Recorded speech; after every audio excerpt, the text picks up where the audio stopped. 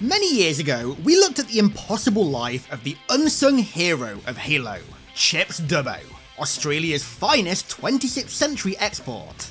Chips is a legend in Halo lore, having fought in just about every major theatre of the war before vanishing into obscurity. But all this time, he had us deceived. For there was another with his unique ability to survive even the most impossible of scenarios.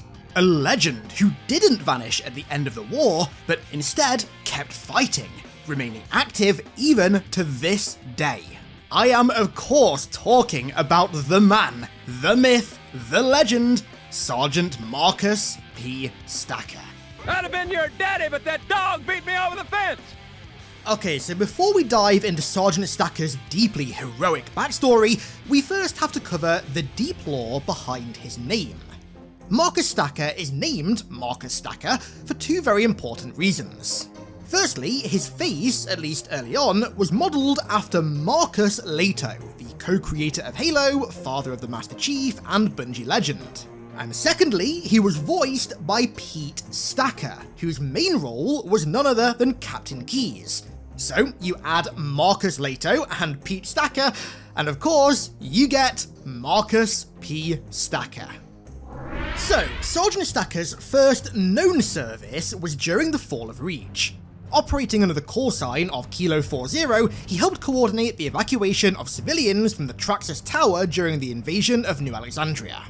Initial plans were to use the tower pad, presumably right at the top of the tower, to evac the civilians, but this plan was quickly scuppered when a Covenant corvette moved in above and began pounding the tower.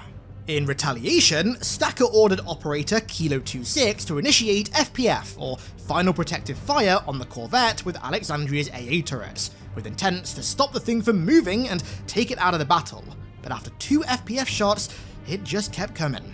With the tower port now off limits, Stacker redirected civilian evacuations to the cargo port, one level below Noble 6, which seemed effective for a time, but it too was eventually rendered useless by the corvette. So plans were changed once more to redirect the civilians to the executive landing pad attached to the neighbouring tower. The only issue was that crossing the cargo port was now impossible on foot, so Stacker had Noble 6 link up with a group of ODST specialists who were working on a plan to cross the port and secure the executive landing pad. Welcome to the Bullfrogs. Now, I'm not quite sure how Stacker expected the civilians who were still trapped in the main Traxxas Tower to cross this destroyed cargo port without a jetpack, but clearly he didn't stick around long enough to find out. It seems as though, as soon as Noble 6 linked up with the Bullfrogs, Stacker turned his attention to his own evacuation plan. And it's here where we have to start filling the gaps in a little bit. So Exodus was the last time that we ever heard from Stacker during Reach, but at the start of Halo 1, he shows up on the Autumn Fine and Dandy. So clearly, in the 7-day gap between the invasion of New Alexandria and the Autumn leaving Reach, he was somehow redeployed to the ship. Or maybe he just managed to sneak his way on board. I don't know about that one though. Stacker is an honourable guy. I don't think he's the kind of guy to abandon his post and flee for his life. That's what I'm talking about. But during his 2-week journey to Alpha Halo, Stacker found himself without purpose. That was at least until he discovered Boot.dev, today's sponsor. Working in back-end programming can be very lucrative these days. I mean, the average salary for it in the US last year was $100k, and Boot.dev is the ultimate way to get started on your journey to that career thanks to its heavily gamified approach to learning back-end coding. With Boot.dev, you learn to code by building real projects in Python, SQL, and Go, except with the added bonus of earning XP, levels, achievements, completing quests, and even fighting bosses in the process. For example, I started learning by scripting a fantasy RPG, and I've gotta say that the gamified mechanics are so satisfying for my lizard brain. Gaining XP and levels for getting stuff right is insanely good positive reinforcement. I've never coded before, and I genuinely couldn't stop because of those. And then also the multipliers that you get for consecutive correct answers, and also the armor that you lose for incorrect answers, really makes you lock in and focus. If they taught me like this in university, then things could be quite different right now. As standard, all content is free to read and watch, but it's the paid membership that unlocks the interactive features like progress tracking and game mechanics. So head to boot.dev and use my code HiddenXperia for 25% off your entire first year on the annual plan. You can also scan the QR code on screen as well and start your coding adventure today. So, by the time the Pillar of Autumn reached Alpha Halo, Stacker was already armed and ready to defend the ship from its Covenant invaders.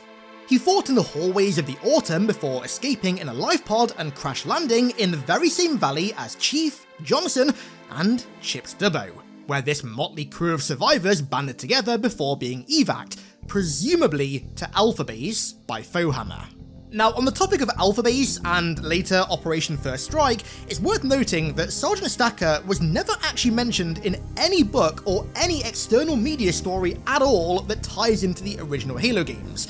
This does change later on, but as far as the original trilogy goes, Stacker wasn't present in any of the expanded universe. Anyway, later that night, Stacker took part in the raid on the Truth and Reconciliation and aided in the rescue of Captain Keyes, who, ironically, he shares the same voice as, before once again, presumably, returning to Alpha Base to help plan the raid on the Silent Cartographer.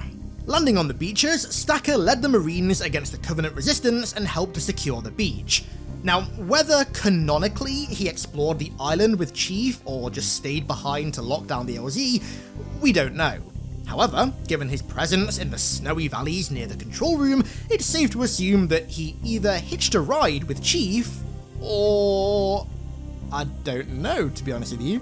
Well, besides teleportation, there really is no other explanation for him making it to the valley, beyond, I guess, maybe some transport pelicans coming to the island to relocate the Marines that were stationed there to the control room. To be fair, that is the most likely option because when we next rendezvous with Stacker, he's commanding Fireteam Zulu, whose pelican was shot down below the first bridge that Chief crosses.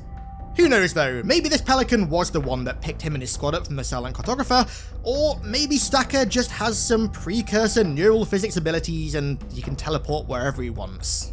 Anyway, he led Fireteam Zulu alongside Chief as they pushed through these valleys to secure the control room, but stayed behind before Chief went back inside the foreigner structures in the cliffs.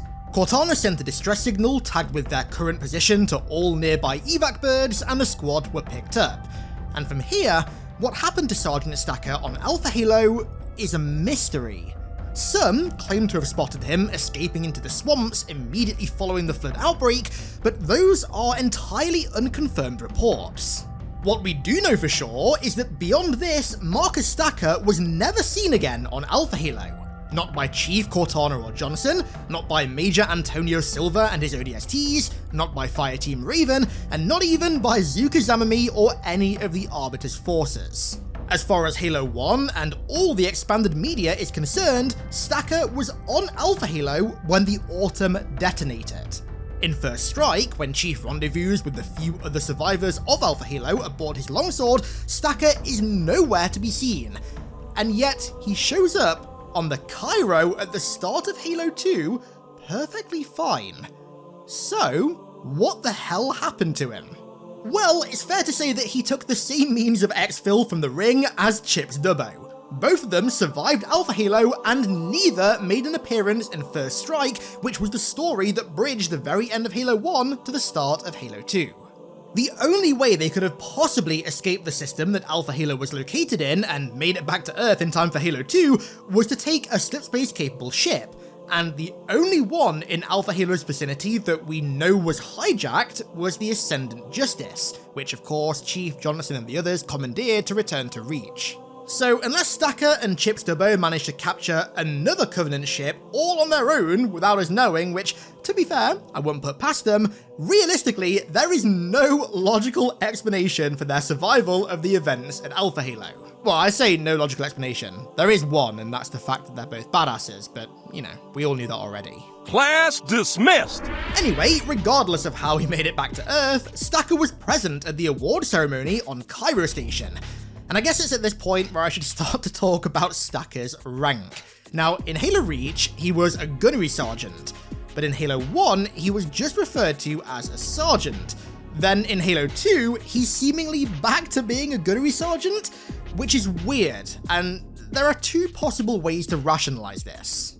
Firstly, maybe he was promoted from Sergeant to Gunnery Sergeant on Reach, but because of how pressing the Covenant's invasion of the planet was, there was never time to officially promote him, and so he officially remained a regular Sergeant until this award ceremony, where, off-screen, he received his official promotion to Gunnery Sergeant.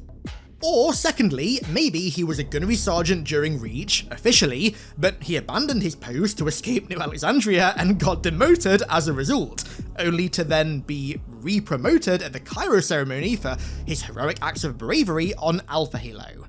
I mean, to be fair, the UNSC didn't really have the room to start dishonorably discharging troopers at this point in the war, so maybe the powers that be just deemed demotion an adequate punishment for his abandonment instead. There is a third alternative as well. Maybe Bungie giving him the rank of Gunnery Sergeant in their last game was meant to indicate that he was actually a Gunnery Sergeant all along, and that was just shortened to being called a Sergeant. Who knows though. So, rank-based conundrum aside, when the Cairo was boarded, Stacker took up arms to defend the command station from invaders, before escorting Johnson and Miranda to the Inamberclad. The trio got pinned down near the docking station, but of course was saved by the Master Chief, allowing them to board the ship and head down to Earth to prepare the defenses, which is where we reach the second Marcus Stacker oddity. During Reach and Halo 1, Stacker was a Marine. At the beginning of Halo 2, we can presume that he's also a Marine as well, but when he deploys to Mombasa during the war on Earth, suddenly he's an ODST. So maybe the award ceremony marked his promotion/transfer to the ODSTs? Once again, who knows, this is another one of the many Marcus Stacker related mysteries. What we do know though is that for the majority of the Battle of Earth until the end of the war, Gunnery Sergeant Marcus Stacker served in the 7th Battalion of the 105th Shock Division of ODSTs, initially attached to the UNSC Inamberclad. Stacker was placed in command of 2nd Squad, containing ODSTs Walpole, O'Brien, Butkus, and Phones, and on October 20th, 2552, was sent down to Mombasa by Sergeant Johnson alongside, well, himself, Chief, and the other ODSTs, with the ultimate goal of boarding Regret's carrier, the Solemn Penance, which was stationed above the city, and capturing the Prophet. However, his Pelican was severely damaged by a surprise attack from a Scarab, and eventually crashed on the beach at the base of Hotel Zanzibar. Upon impact, both the pilot and O'Brien were killed, leaving only 4 troopers left, stranded, and unbeknownst to them, they were being stalked by a squad of Covenant. An elite miner, their commander, ordered 2 grunts into battle, and then his Jackal sniper up to a raised position to get an angle on the troopers, but after narrowly avoiding a shot, Walpole, the squad sniper, took the Jackal out with ease. The squad then moved position, but were jumped by a camoed elite, who quickly disengaged before arming a plasma grenade and sticking it to the helmet of Phones, who very quickly removed it and tossed it at the elite to deactivate his camo. But, unscathed, the Sangheili took Walpole hostage, which frankly was no issue for the troopers. Cook the bastard. Butkus fired an overcharged plasma pistol shot, which Stacker quickly followed with a single shot from his BR, dropping the elite and clearing the area. To rendezvous with the Master Chief, Stacker and 2nd Squad had to move through the Hotel Zanzibar, clearing its hallways before eventually being pinned down in the lobby, where Chief arrived just in time to save them. From here, they rolled out to the bridge with Chief, but at some point they split off. Stacker, however, very shortly after reunited with the Chief in a Gorse Hog, but only after undergoing a costume and role change. Gone was his ODST armor, he was now wearing regular Marine armor again. This is one of those things that I think it's probably better not to question. This dynamic duo cleared the streets of ghosts and wraiths before securing the entrance to Sergeant Banks' command post, where they once again parted ways. Chief dealt with the Scarab, and Stacker, presumably, evac to the Inamberclad, because the next time that we see him is on Delta Halo. Now once again an ODST, Stacker was among the first to drop feet first to the surface of Installation 05, landing on a cliffside at the base of derelict ancient ruins. Alongside Chief, he cleared an LZ for Johnson to drop off rearmaments, before pushing through the ruins towards the Prophet of Regret. However, upon reaching the gondolas, Miranda Keyes announced her discovery of another library on the ring beyond the Sentinel Wall at the edge of the lake, and ordered Sergeant Johnson to evacuate all his men so they could coordinate an asset denial retrieval mission. Stacker was off to retrieve the index. So, only a day after first making ringfall, he and his men were deployed to the outer region of the Sentinel Wall guarding the library.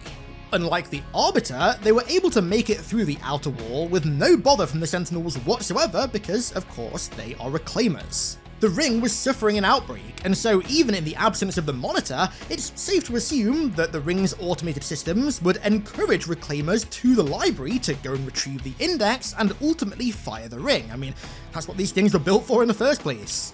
And so they made it through to the inner wall with relative ease. However, the arrival of Tartarus's brutes, and then later the Arbiter, would throw a wrench in their plans. When the Arbiter deactivated the containment shield, the flood began to spread like wildfire, and the inner wall became a free-for-all. With the infected numbers exponentially increasing, Sergeant Stacker, Sergeant Banks, and other troopers ordered Miranda and Johnson to go onto the index whilst they stayed behind to hold the flood back for as long as they could. And over the comms, it sounds like Sergeant Stacker gets infected in this endeavour, but as you can tell by the length of this video, he miraculously survived his encounter with the parasite, and somehow both he and Sergeant Banks were later taken captive by the brutes in the very same valley as Johnson and Miranda, miles from the Sentinel Wall. So, presumably, the two somehow escaped this run-in with the parasite, only to then bump into brutes who captured them and then went to go and secure the index. Anyway, they weren't held captive for very long. Right before they were going to be executed, the Arbiter shows up and causes a distraction, and the two were very quick to take up arms and put down their captors. Now, considering that this moment right here was arguably the official beginning of our alliance with the elites, it's safe to assume that both Banks and Stacker were evacuated to the same allied elite ship as Miranda and Johnson, where they then returned to Earth. When they got back, both Stacker and Banks parted ways. Now, we don't know what happened to Banks beyond Delta Halo, but we do know that 2 weeks later, Sergeant Stacker would be Johnson's second-in-command on the mission to retrieve the Master Chief from the jungles of Voi. And it's here, during his second tour of Earth, that Stacker returned, once again, to being a Marine for some reason. Leading First Squad, he scouted ahead for brute patrols before sticking with the Master Chief and Arbiter all the way through the jungle, saving Johnson, and then returning to the UNSC's base of operations in Voi, Crow's Nest. He was stationed here for quite some time, helping to prepare the defences near the Ops Centre from the Covenant invaders, but was redeployed before its destruction to help ferry supplies into the city of Voi, but things didn't quite go to plan. Stacker's supply convoy was jumped by Banshees driving down Savo Highway, east of Voi. Most of their Warthogs were destroyed, and his crew took multiple heavy wounded, and so they had to fall back to a small outpost just off the highway, where they were then surrounded by brutes as well. Hailing for any backup, the Master Chief soon arrived to save him and his men. Once the site was secured, Stacker mounted up with Chief and rolled down the highway to support the stranded squad that he was meant to be resupplying, and cleared the highway of all Covenant, carving a clear path for Allied forces to push into Voi. All that remained before Lord Hood could start his approach on the Covenant fleet stationed above the Arc Portal were a series of AA emplacements. So Stacker, alongside Chief and Gunnery Sergeant Reynolds, played by Nathan Fillion, led the push into Voi to eliminate them, infiltrating through a heavily guarded Traxxas factory complex on the south side of the city. While the Allies assaulted the key ship, Stacker and his men returned to the factory complex to regroup, when all of a sudden, there was an enormous bang, followed by the onset of a sickly green fog. The flood had arrived on Earth.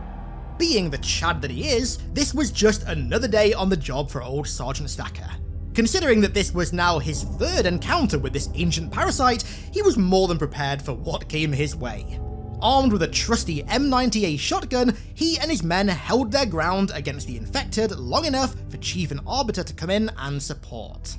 With the factory clear, Stacker and his men held their position, and eventually were evac'd to the Ford into Dawn before Voi was glassed. And it was here on the Dawn where Sergeant Stacker's galactic travels continued. He remained one of the leaders of the troops that followed Truth to the Ark, where initially he led a lance of scorpions through the desert canyons to reach the cartographer, even aiding in taking out a scarab on the way. But then, with the Citadel's location secured, he went through yet another costume and possibly also role change. Once again, he threw on the ODST armor and led a small contingent of troopers alongside the Master Chief to secure the first tower. The strike team successfully cleared the beach and also the tower, and Stacker and his men held its entrance whilst Chief went upstairs to kill the chieftain and disable the shield. However, when Johnson's strike team failed their mission, Stacker was forced to take to the skies. He mounted up on a Hornet alongside Chief and joined up with the elites to storm the third tower and disable the shield. Then, with one final effort remaining, the Allies pushed the Citadel, clearing out hordes of Covenant defences and also 2 scarabs in the process. Chief, Arbiter and Spark continued into the Citadel to stop Truth, while Stacker and his men and elites stayed behind to secure the entrance, and once the halos were deactivated, he was evacuated back to the Shadow of Intent and returned to Earth. 4 months later, in March of 2553, Stacker was present at the Voy Memorial among the Marines who conducted a 3-gun salute in honour of all who fell during the war, despite being present twice on the memorial itself. Again, I think the less we think about stuff like this, the better.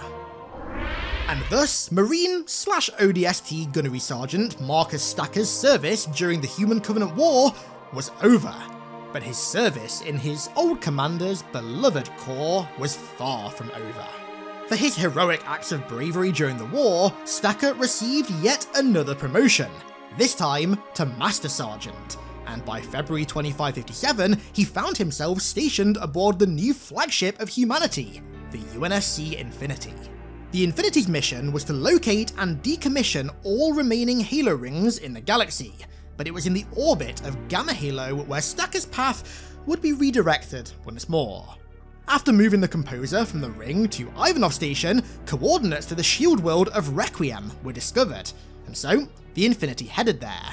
But when they arrived, much to their surprise, they stumbled across the distress signal from none other than the UNSC Forward Unto Dawn, and thus began the war on Requiem. Of course, the Infinity was sucked into the planet, and their only means of escape was to destroy the gravity well that was keeping them there. Now, this operation was of course spearheaded by the Master Chief. Marcus Stacker was elsewhere, at least initially. It was when Chief shut down the particle cannons and emerged from the cathedral that these 2 legendary heroes finally reunited. Chief re-emerged in the heart of a battle between heavy armour, with the UNSC Scorpions being led by none other than Master Sergeant Marcus P. Stacker. When Stacker realised who'd just arrived, he ordered his entire lance to rally behind the Chief and push through the armour to the gravity well, which was rather reminiscent of their last time fighting alongside each other in a foreigner desert. Everyone, form up on the Chief! Clear this area! Push up the hill, Marines! With the gravity well destroyed, the Infinity returned to Earth, and once again, Chief and Sergeant Stacker parted ways on a distant Forerunner installation.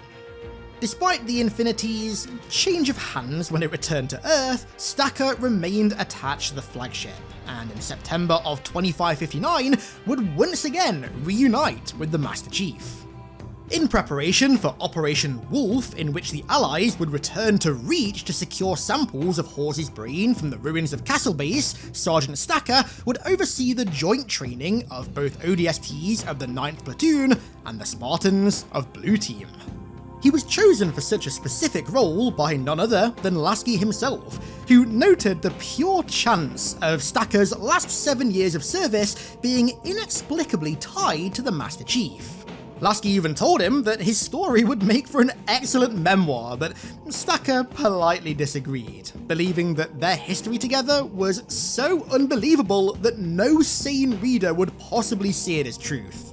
The training operations were conducted via wargame simulations that took place on Perihelion Station, above a vast BXR titanium mining operation on the planet KC-59.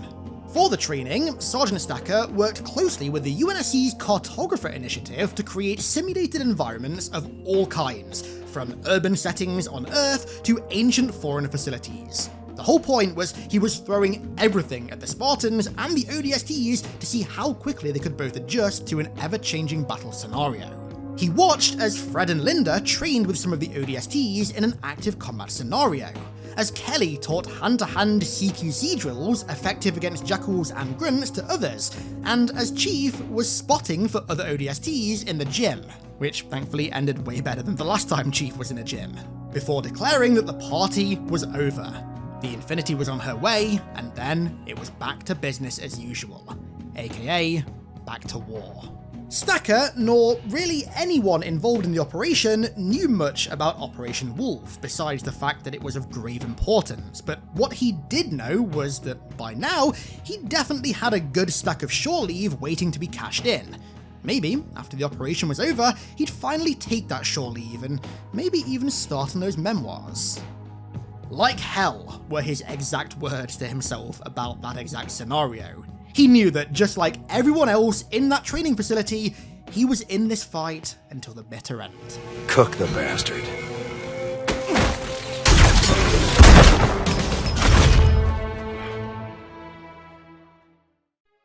And so, that is the impossible life of Sergeant Stacker, the Marine somehow more invincible than Chips Dubbo himself. Stacker's voice for me is so intrinsically Halo, and I think it's criminal that, just like Chips Dubbo, he's not been in a Halo for over a decade. If you ask me, I think it's about time that this dynamic duo were brought back. Halo Studios, you know what to do. So with that said, let's round this one out there. I want to give a huge thank you to all of my amazing patrons for the continued support over there as per usual. Thank you all so much, and thank you all so much for watching. I really do appreciate it, and I'll catch you all in the next one.